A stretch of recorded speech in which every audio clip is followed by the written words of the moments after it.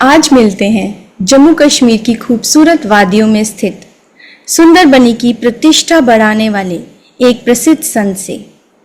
इनका नाम है स्वामी विश्वात्मानंद सरस्वती जी महाराज।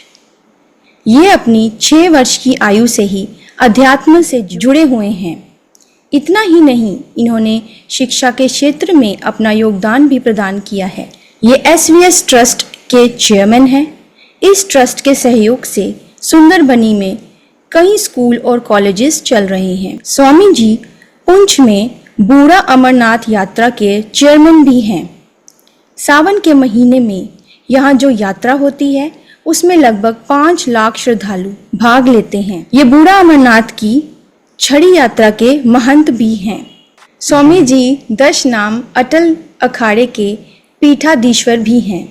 प्रणाम स्वामी जी। अरे जी, आशीर्वाद। बहुत अच्छा है, बहुत शुभकामनाएं आपको। इस प्रकार के आध्यात्मिक कार्यक्रम चलाने के लिए बहुत बहुत साधुवाद। शुक्रिया, आपका स्वागत है हमारे चैनल पर। स्वामी जी, श्रीमद् भगवत गीता में अर्जुन के अनुसार निष्काम कर्म संभव ही नहीं है, क्योंकि फल का ज्ञान ही हमसे कर्म कराता है। तो बिना फल के हम कर्म कैसे करें? इस प्रश्न का उत्तर श्री कृष्ण जी ने दिया है। आप थोड़ा इस पर प्रकाश डालेंगे? देखिए, ये बात सत्य है कि जितने भी कर्म हैं वो कर्म फल की इच्छा ही कर्म कराती है, परंतु ब्रह्मार्पणम ब्रह्म हविर ब्रह्माग्नो ब्रह्मणाहुतम ब्रह्मैव तेन गंतव्यम ब्रह्म कर्म समाधिना। ये भी भगवान ने कहा है कि अगर हर कर्म को हम दृष्टि बदल करके करते हैं, ब्रह्म मान करके करते हैं, ब्रह्म रूप कर्म, ब्रह्म रूप ही उसका फल भी उत्पन्न होगा। तो हम कर्म के फल से जो हमारा बंधन होना है वो बंधन समाप्त हो जाता है। क्या कि पुण्य और पाप के कारण नरक और स्वर्ग की प्राप्ति होती है। पाप होते हैं तो नरक की प्राप्ति, पुण्य होते हैं स्वर्ग की प्राप्ति। पुण्य पाप का मिश्रण होता है तो ये मानव देह। परंतु जब हम इन्हीं कर्मों को भगवान की आज्ञा के अनुसार ब्रह्म दृष्टि से करते हैं, जैसे कि एग्जाम्पल के लिए कहा कि अग्नि में हवन करते हैं यज्ञ, उसमें जो आहुति डालते हैं उससे भी ब्रह्म रूप मानो। जो कर्ता डालने वाला है वो भी ब्रह्म रूप है। ब्रह्म रूप ही अग्नो, जो अग्नि है जिसमें हम आहुति प्रक्षेपंती करते हैं, वो भी ब्रह्म रूप है। जब ब्रह्म रूप से हम ये करेंगे सब चीज, तो उसका फल भी नेचुरली ब्रह्म रूप ही प्रकट होगा। तो ब्रह्म रूप जो फल है वो निष्काम कर्म है, वो निष्फल है। उसमें कोई किसी बंधन की, जीव के बंधन नहीं हो सकता है। इसीलिए एज वो निष्काम कर्म ही हो जाता है। और भी है, भगवान कहते हैं स्वयं उस कर्म के अंदर अर्जुन तुम कर्ता मत बनो। कर्ता बनने के कारण ही इस जीव को जन्म मरण के चक्कर में पड़ना पड़ता है। क्योंकि जरूरी नहीं है कि कर्म नहीं करते करे तो कर्ता नहीं होता है, ऐसा नहीं होता है। कर्मणि अकर्म पश्चेत अकर्मणि कर्म या पश्चेत, ये भी गीता में स्पष्ट किया है। कर्मों में अकर्म देखना, अकर्म में कर्म देखना वास्तविकता है। क्योंकि जैसे हम कोई राजा का नौकर होता है, वो राजा के आज्ञा के अनुसार कर्म काम करता है, वैसे उसके काम करने की इच्छा नहीं है, लेकिन नहीं होने पर भी राजा का सेवक होने के कारण राजा की आज्ञा के अनुसार ना इच्छा होने पर भी उसे काम करना पड़ता है।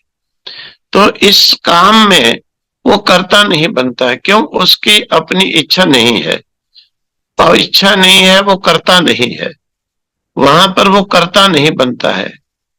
इसी प्रकार से जब हम भगवान की इच्छा, भगवान की आज्ञा समझ करके सभी कर्मों में प्रवृत्त होते हैं, तो ये कर्म हम उसमें कर्तापन के अभिमान से वंचित हो जाते हैं। वो कर्म हमें इफेक्ट नहीं कर सकते, बंधन नहीं दे सकते हैं। इसीलिए निष्कामता हो सकती है, क्यों नहीं हो सकती है? भगवान की तो ये पूरी गीता में मेन उपदेश यही है। इस प्रकार से हम एक कर्म के बंधन से मुक्त होकर निष्कामी बन जाते हैं। स्वामी जी, आपका कहना है कि हमें अकर्ता भाव से कर्म करने चाहिए। हाँ, ये तो देखो, एक राजा का सेवक है, उसकी थोड़ी इच्छा है कि मैं काम करूं। जी। तो अपनी इच्छा ना रख करके जब भगवान की आज्ञा समझ करके कर्म किए जाते हैं जी। कि भगवान की आज्ञा है, इस सृष्टि का क्रम है, हमने कर्म करना है, लेकिन अकर्ता बन के करना है, उसमें अपना अभिमान नहीं जोड़ना है, तो निष्कामी हो जाएगा वो कर्म। जी, आपने बहुत अच्छे तरीके से एग्जाम्पल देके समझाया है। भगवान समझाते हैं भगवान हम लोगों को समझाते हैं, हम आगे वालों को समझाते हैं। कई समझते हैं, कई नहीं समझते। हाँ जी, हाँ जी। हाँ जी। भगवत गीता में 18 अध्याय हैं, 700 श्लोक हैं। अगर हम इन्हें अच्छे से समझ लें, इनका अर्थ समझ लें, तो हमारा जीवन परिवर्तित हो सकता है। आपके अनुसार भगवत गीता के कोई भी 2 श्लोक जो हम अपनी रोज़मर्रा ज़िंदगी में प्रैक्टिस कर सकते हैं, ऐसे आप प्लीज़ बताइए कोई भी 2 श्लोक। देखो, एक तो सबसे बड़ा ये श्लोक है कि कर्मण्येवाधिकारस्ते मा फलेषु कदाचन। कर्मों में तुम्हारा अधिकार है, फल में अधिकार नहीं है। अब क्या रीजन है कि भगवान ऐसा क्यों कहते हैं? देखो, जब हम फल की इच्छा रखते हैं, हम भटक जाते हैं, हम अपने मार्ग से विचलित हो जाते हैं। हम जो है अपना धर्म छोड़कर पर धर्म की ओर दौड़ने लग जाते हैं। आपने देखा होगा, बहुत से नास्तिक धर्म जो हैं, वो इस प्रकार से एडवर्टाइज करते हैं, हमारे धर्म में आओ बहन। तो ये फल की इच्छा हमें अपने धर्म का त्याग पर धर्म का सेवन कराती है, जो कि एक बहुत बड़ी जीवन के अंदर सबसे बड़ी हमारी मिस्टेक। और क्यों? क्योंकि अपने धर्म के अंदर जीना, अपने धर्म के अंदर मरना बहु प्रशंसनीय होता है। उसके अंदर व्यक्ति को स्वाभिमान है, मैं अपने धर्म में मर रहा हूं। जैसे ध्रुव, प्रहलाद किस प्रकार से अपने धर्म के कारण कितना कष्ट सहन किए, विचलित नहीं हुए, और उन्हें इस पर गर्व था। आज तक हम उनकी कथाएं गाते हैं। अपने धर्म चाहे छोटा हो, वो प्रशंसनीय है। आजकल समाज के अंदर बहुत बड़ी प्रॉब्लम जो क्रिएट हो रही है, वो क्या है कि बहुत से जो चतुर्थ श्रेणी शूद्र जाति होती है, उसे बहुत लोग भ्रमित कर लेते हैं कि देखो, आपको भगवान की पूजा में अधिकार नहीं होने देते हैं। बहुत बड़ी गलत बात है, मिथ्या बात है। भगवान श्री कृष्ण भागवत में कहते हैं, चतुर्थ धर्म जिसका कर्म है सेवा, ये मुझे तीनों वर्णों, चारों वर्णों में सबसे अधिक प्रिय है। विदुर जी को अपनाया, चतुर्थ वर्ण थे। पीछे मैंने एक को पूछा, अरे तुम तो वही कट्टर हिंदू था, कैसे चला गया, ऐसे बन गया? अरे महाराज, मेरे को जो है पीने की आदत थी, घर वाले पैसा नहीं देते थे, वो मेरे को रोज वहां पर पिलाते हैं, तो मैंने चेंज कर लिया। मतलब फल की इच्छा ही हमें एंटी विपरीत लाइफ के मार्ग पर हमें ले जाती है।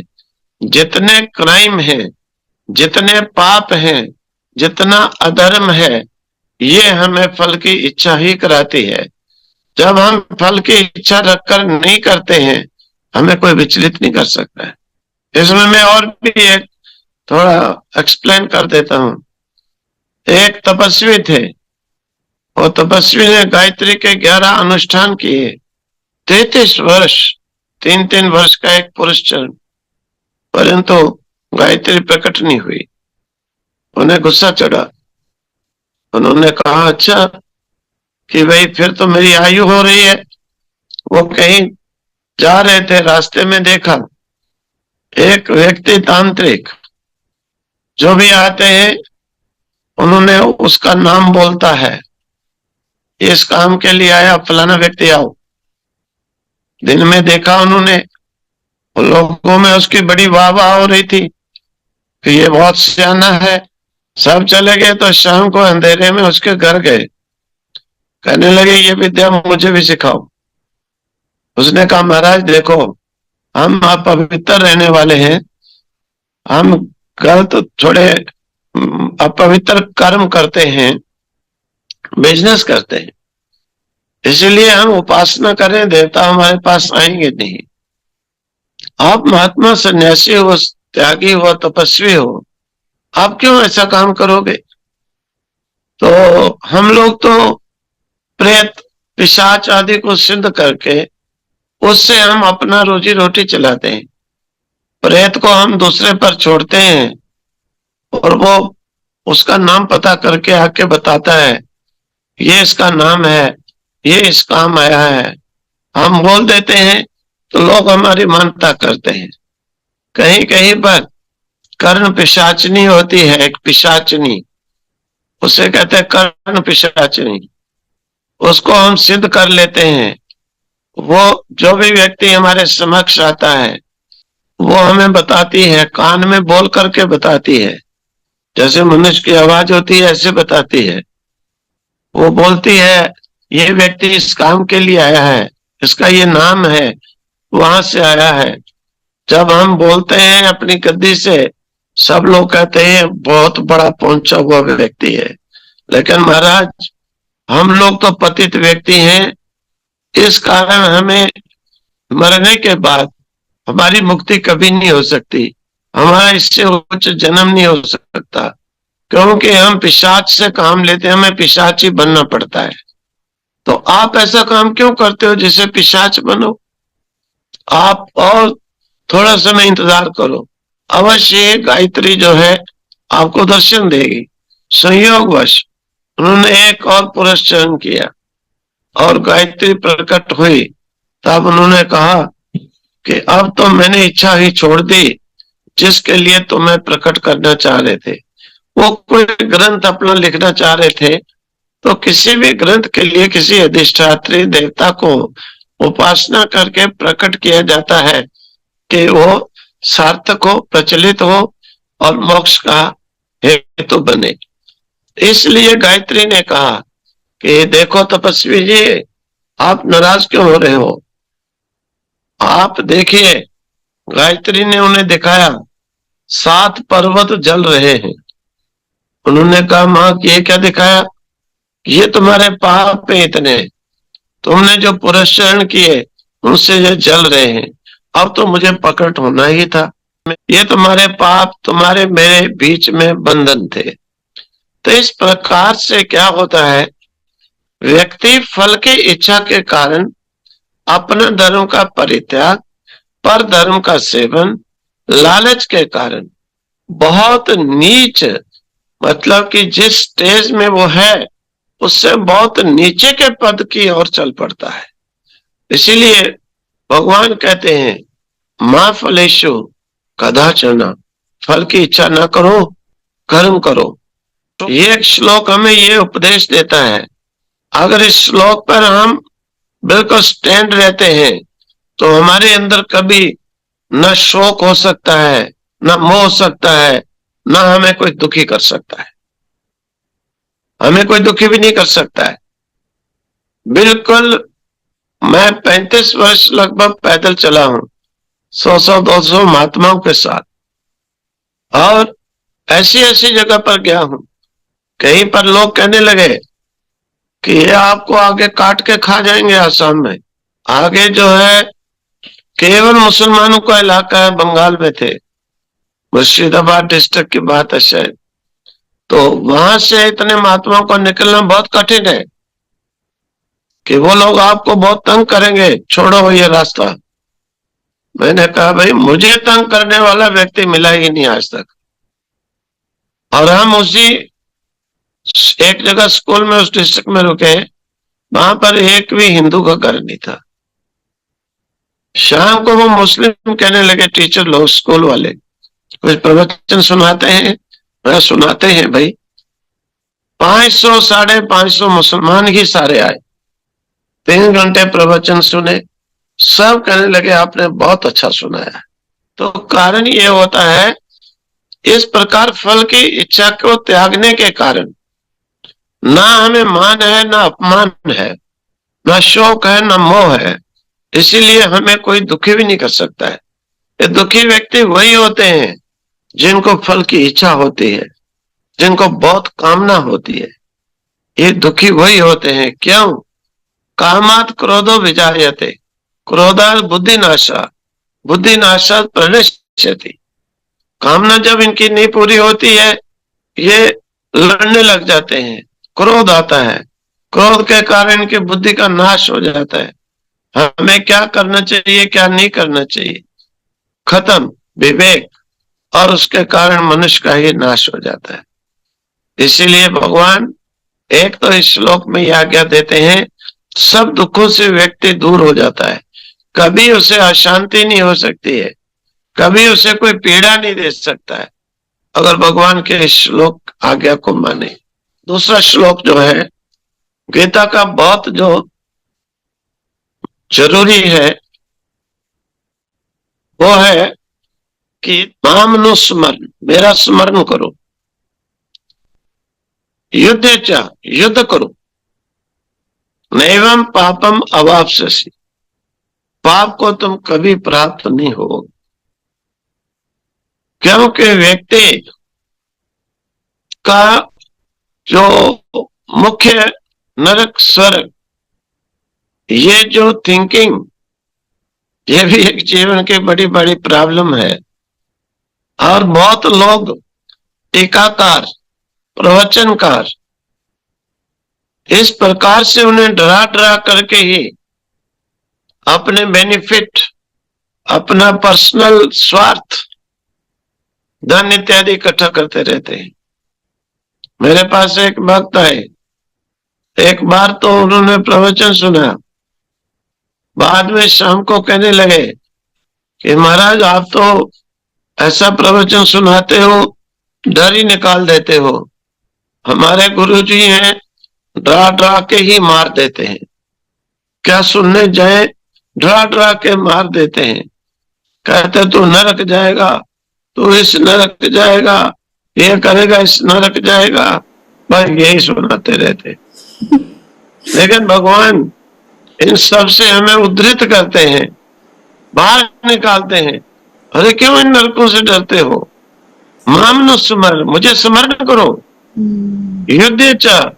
युद्ध मीनिंग कोई लड़ाई नहीं है, युद्ध एक गृहस्थी है, तो गृहस्थ जीवन ये उसका युद्ध है। जो कार्य है गृहस्थी का, गृहस्थ जीवन ही युद्ध है। सन्यासी का अपना सन्यासी तपस्वी जीवन युद्ध है। इसमें तुम भगवान को याद करो और युद्ध करो, अपना कर्म करो, और इसके कारण नैवम पापम अवाप्स्यति, तुम पाप को प्राप्त नहीं होगे। सबसे मेन चीज गीता के आपने 2 श्लोक कहे, तो ये 2 श्लोक जो है बहुत अच्छे श्लोक हैं। जीवन सुरक्षित, निश्चिंत, शांत, दुख से दूर हो सकता है इन्हीं से। आशा करते हैं हमारे व्यूअर्स आपके इस ज्ञान का अवश्य लाभ लेंगे। लेना चाहिए, मैंने लिया है, मैं आनंद में हूं।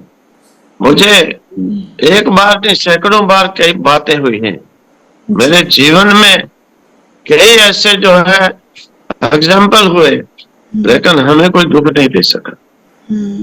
मुझे एक बार मैं बताऊं, मैं उस समय हम स्टार्टिंग एज थी, वैराग बड़ा था, अकेले जा रहे थे, ये कहीं पर रुके, वो कोई तांत्रिक जानता था ये प्रयोग होता है, मूठ प्रयोग चलाना उसको कह देते हैं, वो बूढ़ा जानता था।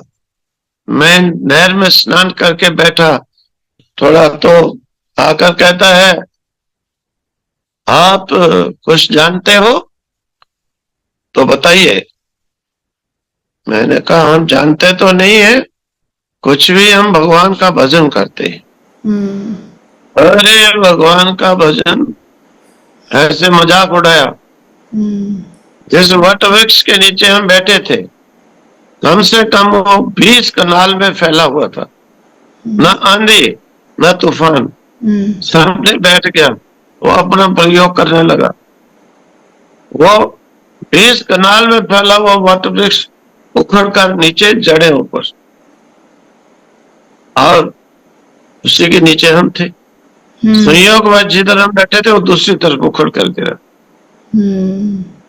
मैंने कहा ठीक है भाई, हम समझ गए ये इसकी कलाकारी है। लेकिन हम अपना करते रहे, किंचित भी उससे भयभीत नहीं। क्यों? वैराग था, हम जानते थे ये हमारा कुछ नहीं बिगाड़ सकता है। दिन के 12 साढ़े 12 बजे उसकी दुकान भी थी सामने। मैंने कहा जाऊंगा भी नहीं, यहाँ से जाऊंगा तो लोग कहेंगे डर गया है। कोई 1000 व्यक्ति वहां पर इकट्ठा हो गया। भाई आंधी नहीं बारिश नहीं, पेड़ कैसे उखड़ गया इतना पुराना। 12 साढ़े 12 जब बजे तो उसी के दुकान में ऊपर घर था, निकला एक नाग देवता। नाग देवता निकला, उसकी यंग बहू थी, उसे काटा। इतना जहरीला था, 2.5 घंटे में उसकी डेथ ही हो गई। उसके पत्नी को काटा, उसकी भी रात को 9 बजे डेथ हो गई। और उसके बेटे को काटा, बेटे के भी दूसरे दिन डेथ हो गई, तीनों की। फिर मैंने कहा वो बूढ़ा रात को 2 बजे रोता हुआ आया, मेरे पैर पकड़ के कहता है मैंने तुमसे ऐसे कहा, माफ कर दो महात्मा। रोता रोता रात को 2 बजे।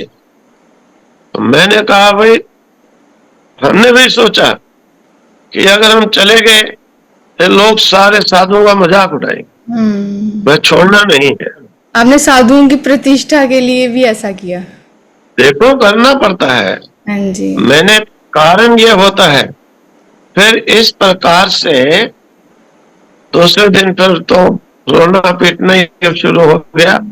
इतने लोग, रात 2 बजे भी लोग इकट्ठे होकर वहां 200-250 आए। तो कहने लगे नहीं आप थोड़ा उधर चले चलो। मैंने कहा हिलूंगा नहीं यहाँ से। क्यों? क्योंकि भगवान का सिमरन, भगवान कहता है मामनु सुमर युद्ध चा, अरे डरो नहीं, मेरा सिमरन करो, कर्म करते जाओ, कभी भी तुम्हें दुख नहीं मिलेगा, पाप नहीं लगेगा। नैवम पापम अवाप्स्यसि, पाप को प्राप्त नहीं होगे। बहुत सुंदर। स्वामी जी हमें, हाँ जी स्वामी जी, हमें गीता का कौन सा अध्याय रोज पढ़ना चाहिए? देखो प्रतिदिन वैसे क्या होता है, मोक्ष तो होता ज्ञान से है। मोक्ष ज्ञान से, रीते ज्ञान न मुक्ति।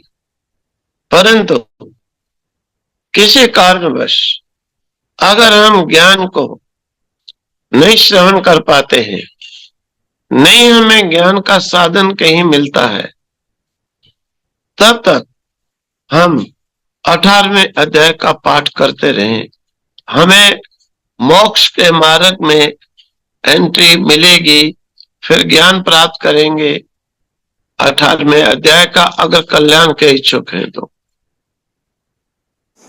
जी थोड़ा सा हमें ब्रह्म ज्ञान के बारे में भी थोड़ा सा बताइए। ब्रह्म ज्ञान का देखिए, वास्तविक में हमारी जो आत्मा है, क्यों वो किसी ने कहा ना पत्थरों को पूजने से मिलता है भगवान, न मंदिरों में जाने से मिलता है भगवान। मंदिर और पत्थर हमको इसीलिए पूजने पड़ते हैं क्योंकि हमें भगवान में विश्वास नहीं है। भगवान में विश्वास न होने के कारण हमें ये पूजने पड़ते हैं। जिसे भगवान में विश्वास हो गया उसे इन्हें पूजने की आवश्यकता नहीं रहती। इसीलिए देखो, हमारी जो आत्मा है, हमारी आत्मा और ब्रह्म, ब्रह्मैक आत्मा, भगवान जो है कहते हैं ब्रह्मैक आत्मा का बोध, ब्रह्म और आत्मा की एकता का बोध समस्त वेदों के जो 4 महावाक्य हैं, वेदों के अपना अपना हर वेद का एक एक मेन वाक्य होता है। जैसे आप पूछ रहे हो गीता के मेन क्या श्लोक, इसी प्रकार से वो हमें यही पहचान कराते हैं, ये नॉलेज कराते हैं, ये साक्षात कराते हैं। अयम आत्मा ब्रह्म, अयम आत्मा ब्रह्म, ये आत्मा ब्रह्म है जी। दूसरा वेद कहता है अहम ब्रह्मास्मि, मैं आत्मा ही ब्रह्म हूँ, मैं आत्मा ही ब्रह्म हूँ जी। तत्त्वमसि, तुम आत्मा ही ब्रह्म हो, असि प्रज्ञानम ब्रह्म, जो प्रज्ञान है ये आत्मा है, यही ब्रह्म है। चारों वेदों के महावाक्य भी हमें ये इंकित करते हैं, अरे तुम्हारी आत्मा से अतिरिक्त ब्रह्म नहीं है। लेकिन ब्रह्मिक आत्मा का बोध जब नहीं होता है, साधक अनेक उपासनाओं में भटकता है, भटकना है, देवों में भटकता है, यक्षों में, पिशाचों में, मातृका गणों में, भूत गणों में। अब कारण क्या है?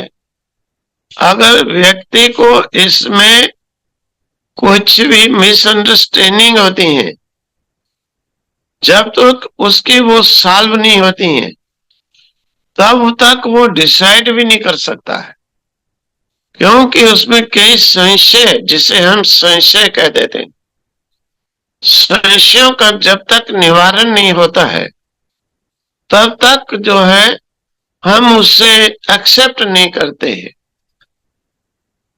इसलिए तत्ववेता ज्ञानी के द्वारा इस प्रकार के आत्मा रिलेटेड उपदेश, आत्मा के रिलेटेड निराकरण, उन्हें बार बार अभ्यास करना चाहिए, श्रवण करना चाहिए। फिर आत्मा को ब्रह्म रूप से जानने के लिए, पहचानने के लिए संशय से हटाकर जब हम समझ जाएंगे तो वास्तव में यही आत्मा ही ब्रह्म रूप से है, सबके अंदर विराजमान है, सब दोषों से रहित है। जैसे ब्रह्म सब दोषों से रहित है, आत्मा भी सब दोषों से रहित है, क्योंकि इसके अतिरिक्त दूसरी जगह पर समझाने से उतना समझ में आना इजी नहीं हो सकता। जैसे व्यापक ब्रह्म है सब जगह पर, हम सब जगह पर अगर ब्रह्म का पहचान कराने को जाएंगे तो आपको बड़ी प्रॉब्लम होगी, नहीं समझ पाओगे। लेकिन अपने अंदर ही ब्रह्म है, हम वहां पर जब उसे समझाएंगे, बॉडी को अलग करेंगे, स्थूल शरीर को अलग करेंगे, सूक्ष्म को अलग करेंगे, कारण को अलग करेंगे, इंद्रियों को अलग करके बताएंगे ये इंद्रियां हैं, ये अलग हैं, प्राणों को अलग करेंगे, ये प्राण है, ये अलग हैं, अधिदेवों को अलग करेंगे, ये अधिदेव हैं, अलग हैं। फिर अपने अंदर बड़े इजी व्यक्ति अनुभव कर सकता है, एक्सेप्ट कर सकता है। इसीलिए बहुत शॉर्ट में पूछ रहे हैं आप, तो अपनी आत्मा के स्वरूप में ही सबसे बड़ा अभ्यास ये किया जाए, पहचान। यही सबसे ब्रह्म का बखान और प्रतीति का साधन हमारे सामने है। जी, आपने बहुत अच्छे तरीके से, बहुत सुंदर तरीके से समझाया। आपने 6 वर्ष की उम्र से ही अपना घर छोड़ दिया था, तो इतनी कम उम्र में, इतनी अल्प आयु में ऐसा वैराग्य कैसे आ गया आपके मन में? मेरी बात सुन लो, आप इतने पढ़े लिखे हो, क्यों पढ़े हो आप? एक गांव के व्यक्ति लेडी की तरह क्यों पढ़ाई छोड़ी, क्यों नहीं? ताकि है हम देखो, कुछ वो बन नहीं पाए। पढ़ती है, वो नहीं पढ़ती है, आप कितना समझाओ नहीं पढ़ती है। हाँ जी, हाँ जी। आप भी नहीं पढ़ते, क्यों पढ़े आप? अपनी क्योंकि आपके हाँ जी। अभी नहीं, ये प्रेजेंट का कुछ नहीं है, ये हाँ आपका पिछले जन्म के आपके जीव के संस्कार हैं। जी जी जी जी जी। इसी तरह से हमारे पहले के जन्म के संस्कार थे। हाँ 6 वर्ष की आयु में ही हम घर वालों से अलग, जी बस हनुमान जी रखते रहते थे फोटो, और बढ़िया करते, कपड़े भी स्वयं धोते अपने, अगर घर वाले धोते तो हम दोबारा धोते थे, धोए क्यों? रोटी भी हम आप स्वयं खाते बनाकर। हाँ जी, हाँ जी। आपने तो अपनी 6 वर्ष की आयु से जीवन परमात्मा को अर्पित कर दिया है। धन्य हैं आप, धन्य है आपका समर्पण। आपने हमें अपना बहुमूल्य समय दिया, हमें भगवत गीता के अनुसार जीवन जीना सिखाया। आपका बहुत बहुत धन्यवाद। आशीर्वाद, बहुत आशीर्वाद।